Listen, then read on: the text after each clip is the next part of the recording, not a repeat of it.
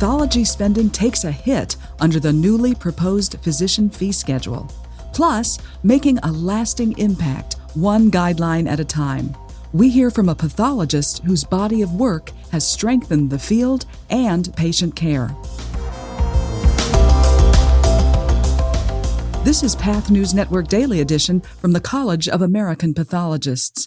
I'm Elizabeth McMahon. It's Thursday, July 16th. Medicare reimbursement for pathologists will be cut by 2.4% next year under the newly proposed Medicare physician fee schedule issued by the Centers for Medicare and Medicaid Services, or CMS. The CAP strongly opposes the reductions and will provide comments to CMS within the next 60 days. Among other changes, the CMS proposal released this week accepts the American Medical Association's recommended revisions for fine needle aspiration codes used for biopsies. CMS is also seeking public comments on whether one of the most widely used surgical pathology code families is potentially misvalued and whether action should be taken in 2027 or beyond. The CAP will strongly advocate to protect the value of these pathology services. You can learn more about the CMS's proposals, including the changes to the performance-based payment model known as MIPS, at an August 12th webinar. The link to register is in our show notes.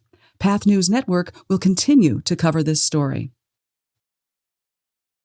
More than 30 states have now reported infections from the diarrhea-causing parasite Cyclospora. The CDC has confirmed about 1,645 cases, but more than 5,000 suspected cases have been reported, mostly in Michigan. Investigators have identified a likely epidemiological link among cases in Michigan, Ohio, Kentucky, and West Virginia, pointing to lettuce or salad greens as a potential culprit. The CDC issued a national health alert urging clinicians and public health officials to consider cyclosporiasis in patients with prolonged GI illness and to specifically request testing because it's not included in routine tests. Dr. Christopher Attaway, a member of the CAP's microbiology committee, says that testing may be appropriate for someone with persistent watery diarrhea, especially if they have recently eaten food linked to an outbreak.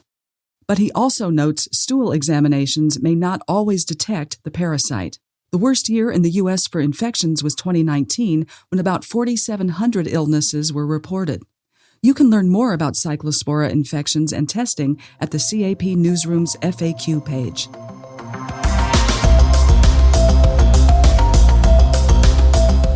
Making an impact on patient care and treatment can be one of the most rewarding parts of practicing pathology. But not all pathologists can say their life's work has changed the field itself. Dr. Kay Washington is one person who can. A gastrointestinal pathologist and professor at Vanderbilt University, Dr. Washington has played a central role in developing evidence-based guidelines that have strengthened pathology practice and laboratory medicine. Her contributions and service to the CAP Center Guidelines Committee will be honored in October with the CAP Laboratory Improvement Program Service Award at CAP 26. A mentor recruited Dr. Washington early in her career to the CAP Cancer Committee, where she dug into standardizing cancer case reporting. She quickly realized the work could make an impact and gradually rose through the ranks on national and international cancer reporting organizations. But she says her contributions to CAP guidelines are some of her proudest accomplishments. Our practice is getting so complex, and I really feel for the community practice pathologists out there who have to deal with all these different cancers and know what to order on each case and how to work each case up. So the Center Guideline Committee has really tried to offer guidance in these complex areas, especially for cancer biomarker ordering and reporting. So I think that will ultimately have some of the biggest impact of the work I've done. Dr. Washington played a pivotal role in the landmark 2016 guideline that established HER2 testing as essential for identifying patients with gastroesophageal adenocarcinoma who may benefit from targeted therapy. She says guideline work is a challenging team effort involving diverse perspectives and judgment calls. I think the thing that I find most interesting about the guideline is once you've looked at the data, Then you have to make some value judgments about your recommendations. Do you value test sensitivity over specificity?